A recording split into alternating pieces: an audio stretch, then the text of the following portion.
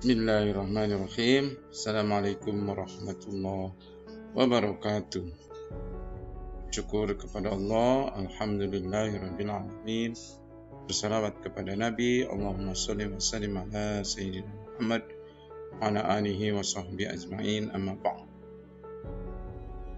Jumpa lagi dengan Pak Nur Syam bagi berkaitan dengan pembelajaran fisika. Kali ini berkaitan dengan fluida dinamik. Jadi fluida dinamik ini kelanjutan dari konten sebelumnya, yaitu berkaitan dengan fluida statik.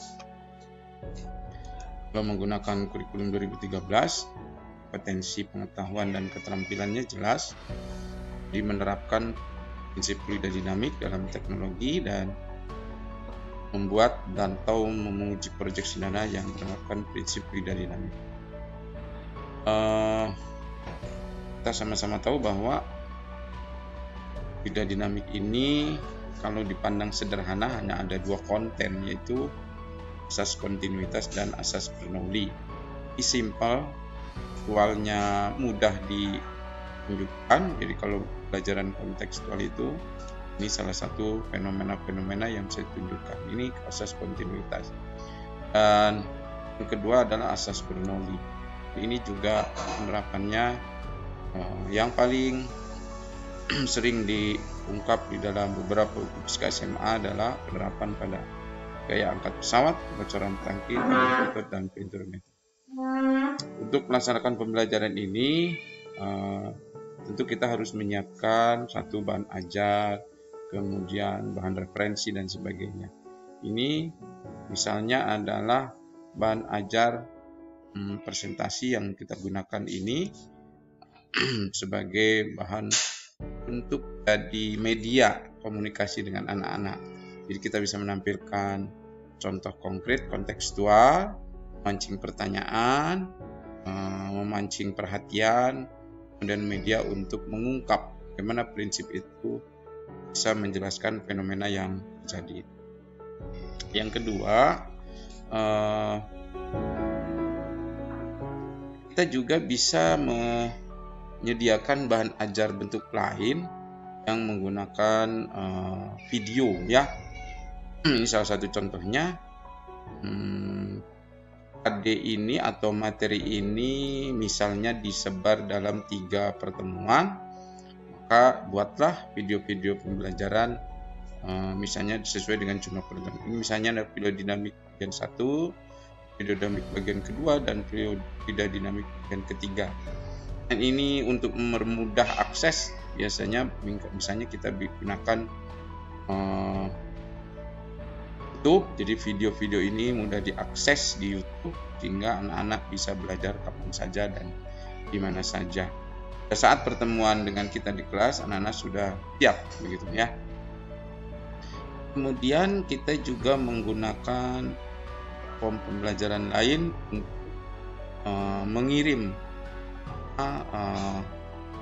sumber belajar atau bahan-bahan ajar tadi. Nah, misalnya rekaman-rekaman tadi itu baik fluida dinamik 1, fluida dinamik 2 maupun fluida ini sudah tersimpan. Ini fluida dinamik bagian kedua, ini fluida dinamik. Hari ini mungkin saya akan berbagi tentang praktikum sederhana dari fluida dinamik, yaitu penerapan asas Bernoulli.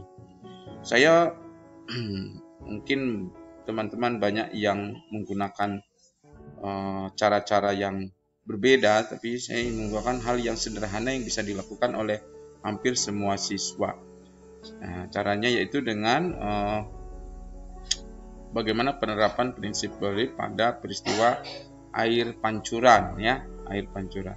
Nah, karena itu saya juga menyiapkan bahan ajar instruksi kerja untuk praktikumnya. Ini instruksi kerja yang saya gunakan. Jadi sederhana, anak diminta untuk melubangi botol minuman setengah liter atau lebih pada bagian bawah samping hingga mirip lubang pancuran. Jadi perintah ini juga disediakan supaya anak bisa melihat dengan jelas seperti apa sih bentuknya, gitu ya. Yang kedua, tempel mistar, bisa plastik atau kertas, pada salah satu sisi botol minuman. Letakkan skala 0 mistar pada bagian bawah botol. Jadi ini mistarnya sedemikian rupa ya. Tempatkan di atas meja atau kursi, kemudian isi air. Biarkan air keluar dan memancar. Ukur jarak pancarannya, arah mendatar. Jadi ini ada beberapa simbol. Ini jarak pancar jarak pancar X. Ada tinggi lubang kebocoran dari tanah H besar, dan ada ketinggian air yang diukur H ini sebagai ketinggian permukaan air dari lubang pancuran. Perintahnya diusahakan sederhana ya. Ukurlah ketinggian air dalam botol H dan jarak pancar X pada saat bersamaan. Mungkin kegiatan-kegiatan seperti ini rutin ya, tapi rutin yang harus ditanamkan pada anak-anak itu bagaimana sebuah eksperimen itu dikenali juga bagaimana variabel bebas dan variabel terikatnya. Maka ukurlah ketinggian air dalam botol H dan jarak pancar ini mungkin secara pembiasaan yang diukur pertama adalah variabel bebas. Nah, yang variabel berikutnya sebagai akibat ini adalah variabel terikatnya. Bagaimana caranya? Nah, ini sekarang dengan teknologi mudah digunakan. Hal ini dapat dilakukan dengan cara menggunakan kamera dengan aba-aba hitungan. Lakukan pengukuran minimal 6 kali. Masukkan data ke dalam tabel, isi tabel kerja lengkap sebagai berikutnya. Ini dengan tabel juga bagi anak yang sudah terbiasa, dia akan menafsirkan atau dipersepsikan bahwa yang pertama ini yang sebelah kiri adalah variabel bebas. Yang sebelah kanan adalah variabel terikat. Kemudian ukur tinggi pancuran dari tanah. Nah, ini hanya sekali. Kalau hanya sekali dan isinya di luar tabel, maka itu disebut dengan variabel kontrol ya, terkontrol. Lalu perintahnya sederhana saja, buatlah grafik, tentukan persamaan regresi dan besar gradien. Nah, ini semua kita berikan tentu saja sebelum kegiatan. Itu bisa kita gunakan misalnya dikirim melalui grup anak, ini adalah grup Telegram. Kemudian bisa juga dikirim melalui platform belajar, yaitu dengan menggunakan Google Classroom. Jadi ini juga disampaikan. Jadi ada banyak cara dan dari sisi mana kita bisa memberikan supaya apa? Supaya anak-anak literasi juga, supaya anak-anak juga memahami instruksi. Diberi kesempatan untuk mempelajari dengan waktu yang cukup ya. Oke, selanjutnya setelah kita diskusikan terlebih dahulu, jadi lembar kerja tadi didiskusikan dengan anak-anak agar instruksi yang mereka baca betul-betul dipahami dan siap untuk dilaksanakan. Beberapa hal mungkin disiapkan seperti itu, cek anak-anak supaya anak-anak itu paham. Kedua, anak-anak juga siap dengan tabel kerjanya. Jadi sangat mungkin terjadi kalau kita kurang telaten itu tabelnya tidak disiapkan. Tabelnya disiapkan untuk sebagai bahan mereka bekerja. Anak-anak juga siap dengan instruksi kerja tadi di lapangan. Dan tentu saja apa memilih lapangan, eksperimen penuh dengan resiko berbasah-basahan. Jadi kalau di laboratorium itu tidak memungkinkan, maka kemungkinan akan seperti ini ya. Jadi ilustrasinya Bapak Ibu, jadi mereka mengukur dengan menggunakan kamera karena air ini tidak tetap tempat jatuhnya, termasuk juga tingginya tidak tetap juga. Ya, jadi mereka bekerja di lapangan. Ini ada yang kreatif ini, supaya lebih jelas fotonya, airnya diberi warna. Ya, ada yang kurang siap, itu beberapa sudah siap.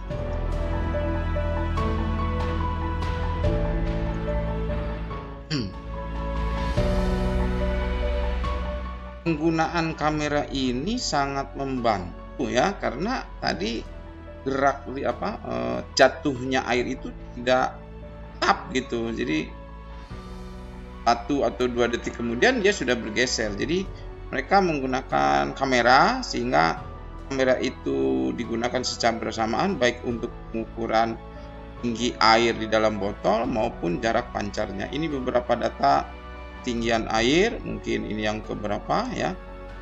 Jadi berubah-ubah itu, ketinggiannya berubah-ubah. Ini adalah hasil foto dari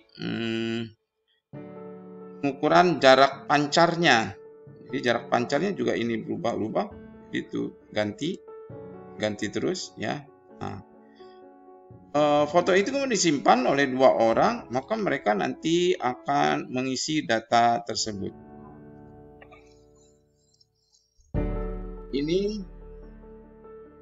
kegiatan dari kelompok lain ya.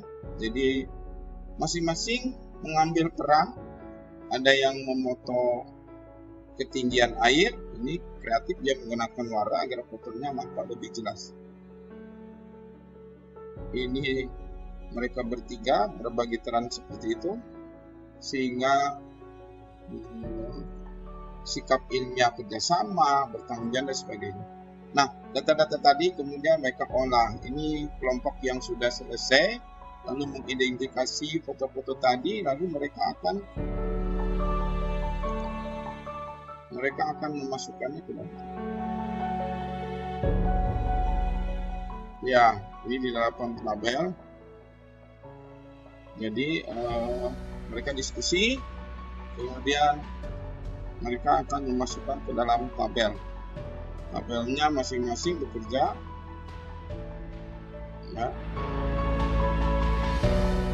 Selanjutnya data tadi dimasukkan ke dalam tabel dan ini adalah salah satu hasil karya anak-anak yang relatif lebih bagus ya.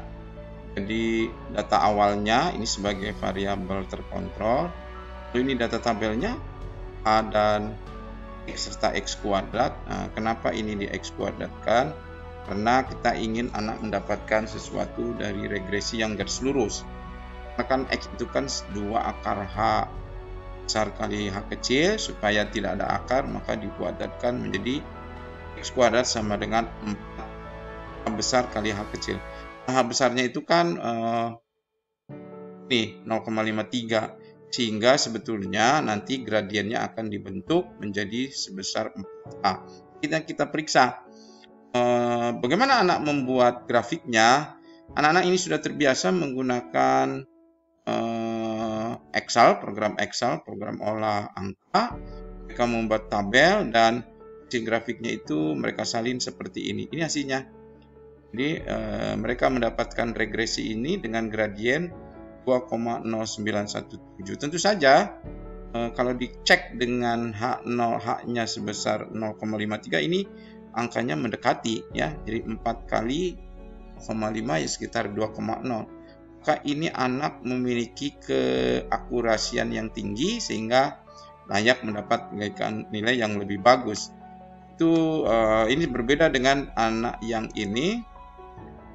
Ini kalau dicek data awalnya dia 0,53, ini sebagai variabel terkontrol, dan setelah mereka olah menggunakan grafik regresi ternyata gradiennya 0,8 dan ini jauh sekali.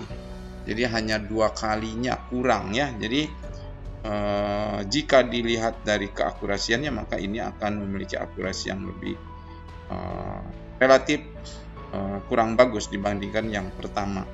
Jadi disinilah fungsi eksperimen menjadi kontrol bagi guru bagaimana anak-anak bekerja dengan teliti, menggunakan gradien, menggunakan data yang didesain, dan setiap anak menghasilkan data yang berbeda-beda dengan titik awal yang berbeda-beda, namun kecenderungan untuk mendapatkan gradiennya di sana, dan itu sebagai pegangan bagi guru. Kemudian ini bermanfaat. Terima kasih. Assalamualaikum warahmatullahi wabarakatuh.